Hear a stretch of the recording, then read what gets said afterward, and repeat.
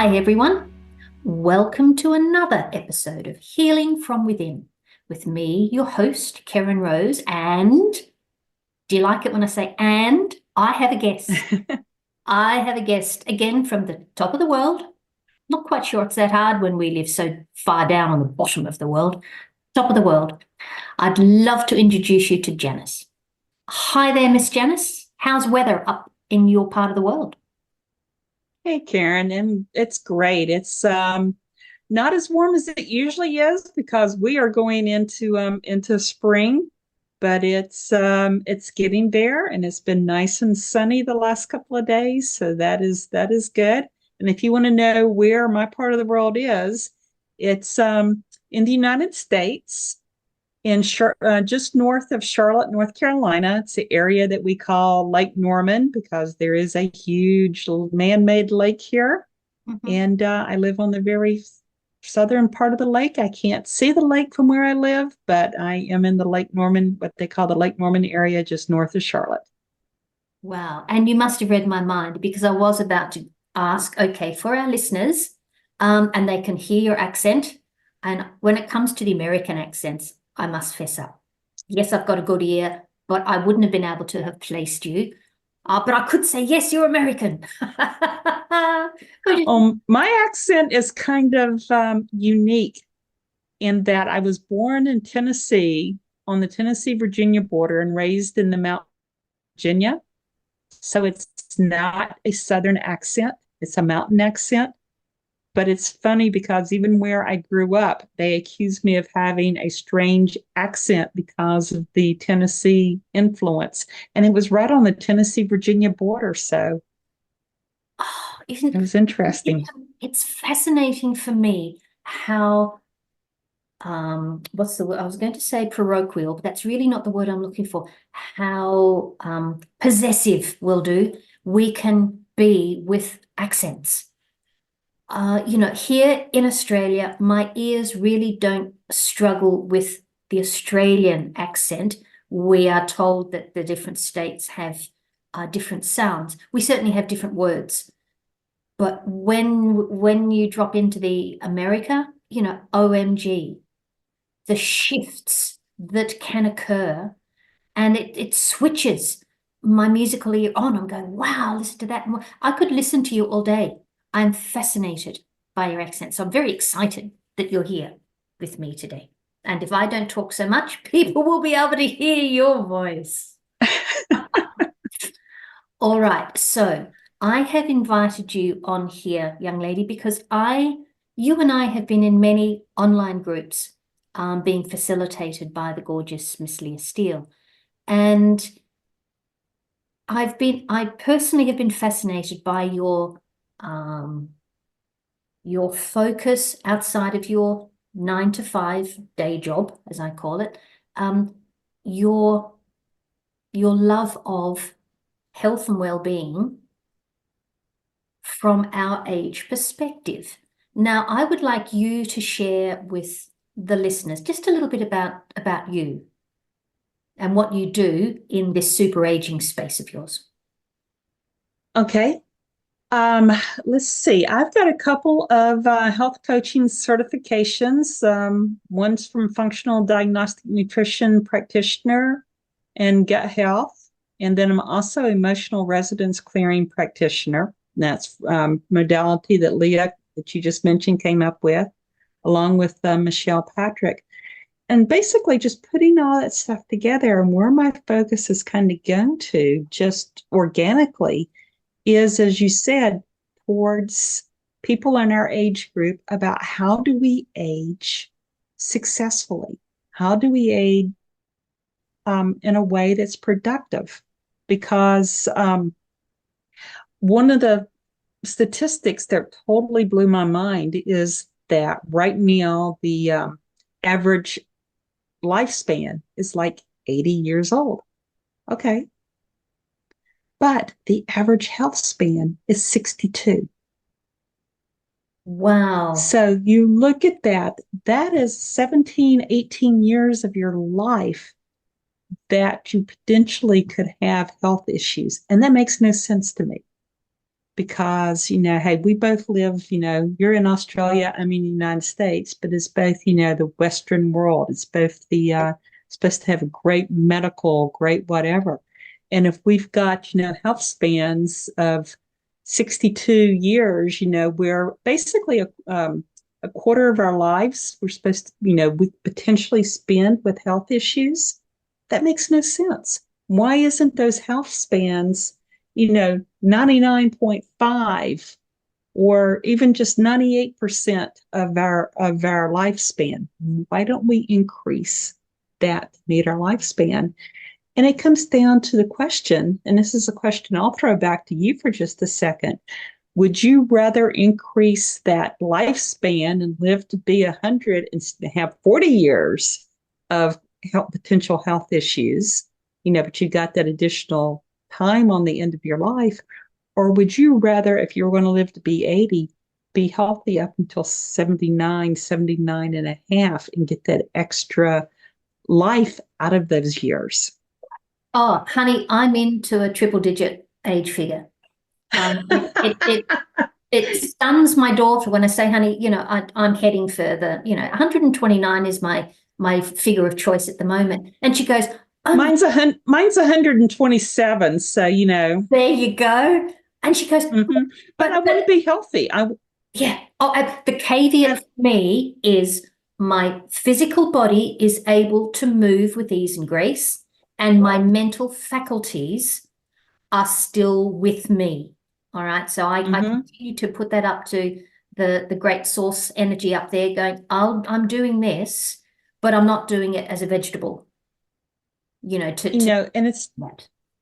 it's totally possible. My mother-in-law lived to be 1 week shy of 102. And her mind was sick all the way up into the end. It was just that finally her body wore out. Yeah. But, her mind, so why not? Why can't we have our mental faculties and our physical health all the way up until the end? Absolutely. And, I say that the lifespan right now is, 80, but there's, data out there that very soon, like within the next 5 to 10 years, that the lifespan will be more around 100 or 110. My child is 24 right now. Technically, they expect his lifespan, the average lifespan of a 24, 25-year-old right now, to be like 125. That's the average lifespan. Wow. Even people that are our age, I believe our lifespan is supposed to increase to about 110. That's the average lifespan. So us living to be 127 or 129 is very, very likely. I like that. And look, for those listening, the lovely Miss Janice and I were born in the 1960s. And, we have a 6 as the first digit in our number. And both of us were born in an era where 60 was the beginning of old age. And it was the time where it was contemplated by the rest of the family that you'd be heading into, and for me, the term was an old person's home, and that's where all the old people went to die, literally. And I'm consciously working on breaking that energy of the era that I was born into. And it has its challenges on a daily basis. It really, really has its challenges. But look, thank you very much for sharing all that, because that's a wonderful segue for me to head into what does healing from within mean to you, Janice? You know that my podcast that we're creating an episode for at the moment is called Healing from Within. And it's a term that some people really have just never thought of. When I ask them the question, they go, oh, and I'm not quite sure whether it's the healing part that they balk at and they go, oh, or the from within. And then they put the two together and it blows their mind. So my question to you, what does the term healing from within mean to you, and how do you incorporate it into your day-to-day life? Okay, so healing from within for me means number one is that we've got that capacity to heal from within. We are our own greatest healers. The thing is our bodies, in my mind, our bodies want to be healthy. They can be healthy. They can heal from within. The thing is that we need to give them the right building blocks to be able to do that. Just like you wouldn't build a cake with cornmeal, you're going to use flour, or you wouldn't use, a cup full of salt, you would use sugar. Same thing with our bodies. We've got to give our bodies what they need. And when we do, then they can heal themselves from within. That's not to mean that we don't need medical professionals or health coaches or the such to guide us, but that's what they are. They're teachers, they're guides, they're to educate us. They don't heal us. We heal ourselves with that information. Supplements don't heal us. Medicine doesn't heal us. We heal ourselves with the information that medicine or those supplements provide us. Now, But I we want are. to jump in on that little bit there. That is a fascinating thing you have just shared, that the supplements and the medicine has information within it that supports our body to heal. Can you expand on that? Yeah. So it goes back to it's giving our body what it needs. Our body may have a deficiency, and let's just talk about supplements and leave the medicine out. Let's just talk about supplements. Our body may have a deficiency. We live at least here in the US, where our food may be deficient in some of the nutrients that it used to have back in the 60s when we were born, or the 70s when we were growing up. The soils may be depleted and the food may not have everything it needs. So we may need a supplement to give our body that nutrient, that information that it needs. Or we may be stressed, or may have an organ that's stressed, and it needs a little bit of support from a supplement to allow it to relax and take over for just a little bit of time. And then, it can move forward and do what it's supposed to do. So I don't know if that answers your question, but I really think that's what it is. We're giving the body the information, the nutrition that it needs to be able to do what it's supposed to do.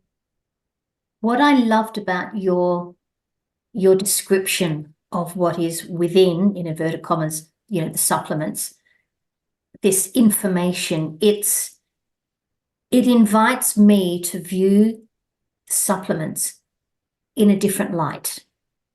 It's not simply swallowing a pill and that's it. To understand that I am ingesting information that my body is going to read, absorb, work with, whatever the terminology is for those that are listening. It invites that visual of a relationship, a relationship that's alive, because in that ingesting, you are giving the body, as you say, what it needs, but information is something that we move forward with. Information is something that we absorb, and in an ideal world, we are working with that to make progress in whatever we are taking that information on. When we go to school, we are learning, we're absorbing information with the idea that it is going to be part of us moving forward. To understand a supplement has information that our body knows how to read. It's got nothing, It's not us, as in our brain.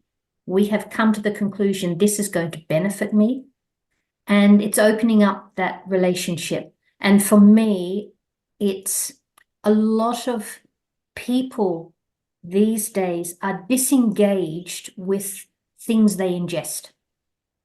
Maybe not so much with alcohol, but food. How many people eat mindfully? I grew up in a home that we had to say grace. And yes, we had to say grace. So after a while, I was just a little bit over it. I can now understand the idea of sitting there in a space of gratitude for the food that I am about to consume, because it's setting my body up energetically to absorb the information, using your terminology, to go forward and work with. To be eating as you're walking down the main street, the body is just going to go, excuse me, what do you want me to do with it? It's almost like we haven't prepared ourselves for it. So it'll go in one end and out the other and bypass all the ability to be absorbed. Yeah, exactly. Our body can't take it in. And I do believe that there was a lot of setting the mind, setting the intention about, like you said, it may not be saying grace, but it may just be saying, realizing, hey, I get to eat this gorgeous meal. Or, the difference between a meal that you've taken and prepared versus one that that you bought at you went through the drive-through at McDonald's and got. It's totally different energetically. Yes. And it's giving your body totally different information. There's just something about granted, it takes time. And I think that's one thing, is that in today's society, a lot of us don't want to take the time to prepare food. But, hey, there's things you can do to make it easier, but it's just important to take, instead of buying, and I realize that people do this, and if people do it, it's perfectly fine. But instead of buying, a pack of prepackaged apple slices, to buy that fresh apple and to take a moment to interact with that apple, to hold that apple, and to take your wedge apple slicer thing and just actually slice that apple. Oh, and then it's, I hear you. yeah. It's if we stay with the idea that everything in this world is energy, which is something I love rabbiting on about, everything is energy and everything is connected. It's acknowledging the connection. The apple has grown on a tree that is in the earth. We are from the earth. We live with the earth. It's part of our family, literally. And it has gifted us this apple. And we say thank you when we pick it. I've got some apple trees out the back. And I love just watching the apples grow. And then I ask permission, can I please take this apple now? Now, am I going to take the apple anyway? Probably. But it's that acknowledgement, of going, wow, thanks. Thanks for this. I thank my gorgeous cup of coffee first thing in the morning. And I'm grateful for the barista that's made it. But and I know that I'm preparing my body to go, oh, here it comes. I love it. Love it. So, young lady, how do you incorporate this idea of healing from within, given you've acknowledged that it is your belief you have this ability? What actions do you take on a daily basis to feed this ability to connect with it? So what I do on a daily basis is a couple of things. One is I take the time to read on a daily basis. It may only be 3 pages, but I take the time to connect with something that, again, is bringing information that's useful for me in. And that's part of my healing from within, is bringing that information in. Love that. I sit and I take a few minutes to meditate every day. And right now I happen to be in a space where I'm actually meditating like 3 times a day. It's like 10 minutes in the morning. And on days when I'm not in the office, 20 minutes in the afternoon, and then 30 minutes at night. And the night is as I'm falling asleep. So that's not, an additional 30 minutes on my top of my bedtime routine. But, I'm doing that. And that's part of my healing from within. The other thing is movement. Movement is really important to me. And I try to get in about 3 to 4 weightlifting sessions a week, about 45 minutes if I can. If I can't, then I'll cut that down. But every day I do what I call internal exercises. And the closest thing that I could relate them to is Tai Chi. Because yes, you're moving your body, but the focus, again, what's the focus on this is on my internal organs as I do them. And that is a non-negotiable for me, is to do those. Even if I only spend 10 minutes doing them, and I can spend a lot longer because there's more that I can do. But even if I do the minimal 10 minutes, that's like a non-negotiable, because again, it's about nourishing my organs. And that again is the healing from within. It's actually from a Chinese perspective. And it's from a book called The Complete Book of Self-Healing by Dr. Stephen Chang. And I was introduced to that by Dr. Michelle Patrick, who was one of the founders of, along with Leah Steele, of the Emotional Resonance Clearing. And it's amazing, because you're looking at exercising. You don't think about it. Can you exercise your liver? Can you exercise your heart and your lung? Well, your heart, yeah, you think of cardio. That's a little different. But exercising your lungs, your spleen. And yeah, you can. A lot of it's with the intention of the exercise. Therein lies again this magic of energy, because where we put our attention is where our energy flows. Whether we're conscious of it or not, that is how we're creating our world. Where our focus is, whether it be conscious or unconscious, is where our energy is flowing. So these internal exercises, and that opens up the idea of, does everybody know? And I know that Dr. Michelle talks about this, but who knows where their spleen is? Who knows what it does? Let's back up on, doesn't matter what it does, where is it? Where is your liver? Again, it's acknowledging, not unlike acknowledging that apple on the tree. However, the liver, the spleen, they're an integral. I can live without my apple. I'd struggle without my spleen. Can't do it without my liver. That connection, that acknowledgement, that gratitude, that respect.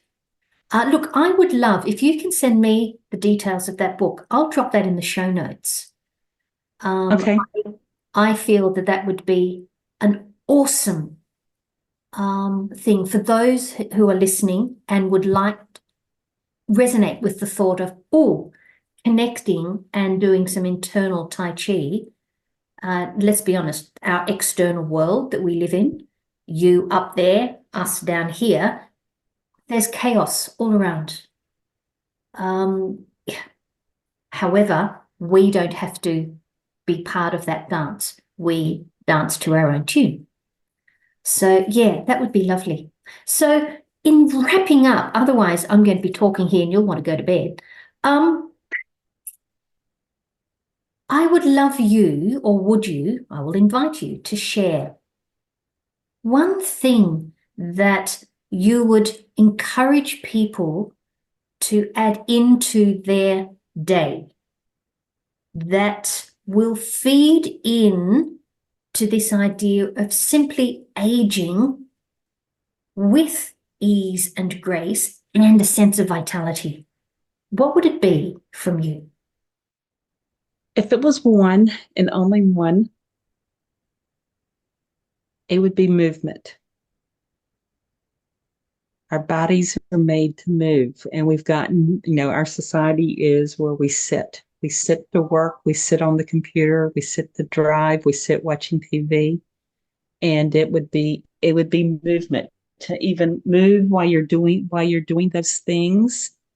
It could be as simple as wiggling your toes, or doing calf raises while you're sitting. But just moving your body. And what I find is the more you move your body, the more your body starts to move naturally on its own. Surprise. And it could, yeah. As you say, it's what we are born to do. And again, the fact that we are energy has to move. not moving is unnatural to the energy, and things seize up, don't they? Things stop working. It's use it or lose it, dare I say, is a term that I hear from a lot of aging, wise and mature people. Use it or lose it. That's what my mother says. She Yeah, I says, was trying to avoid going into that generation, but yes. Yeah, she says, let me do what I can do, and I walk so I can walk. Mhm. And if she continues to walk, she will continue to be able to walk because she is Exactly. feeding. This like attracts like. When we are doing something, we are telling the universe we can do this, so the universe will, I believe, give us the space to keep doing whatever that is we are doing. And that's on both sides of the coin. The stuff that's good for us and the stuff that may not, in inverted commas, be so beneficial for us if we keep doing it. The universe will keep creating the space for that to continue. That's a great point. And that's to kind of add on to that, somebody's basically sitting there and saying, okay, well, I haven't been, moving enough, or, I haven't been watching what I eat or whatever. It's never too late to start. It's like you Time can to start start. is now. Yeah, exactly. Because there is no time. This is a gorgeous space for me to say, look at the little kids. Because they really have no concept of time, everything is, yep, I can do that, I can do that, I can do that now, let's do it now. It's wonderful to see. And that little kid lives inside every one of us. Whether we're a tender young age of, 60-ish, or whether we're 106, that little kid is still within us. Yeah. So exciting. And wants to come out and play. Yes! And play is it. And I'm going to work really hard not to keep this conversation going, but yes, that joy that is found in play, so powerful, absolutely priceless, and is that magic that extends our life. Exactly. My love, if I could jump through the camera and give you a hug, I would. I've had so much fun, talking with you. It's really been wonderful. So listeners, thank you very much. I hope you've enjoyed this. I certainly have really enjoyed this. I'm going to have Janice give me her details if you want to reach out and do a little bit of health-based work with her. She's beautiful. She seriously is beautiful, as you can hear with the conversation we've had. We'll put the details of the book on what I'm referring as to the internal Tai Chi in the show notes as well. And as I love to say, until we meet again. May your day be full of the magic that is you, wherever you may be. Everything in this world is energy, and that includes you. Remember, you are the most important person in your world, and you came into this life with all the tools you will ever need to support your healing from within. Let the healing begin.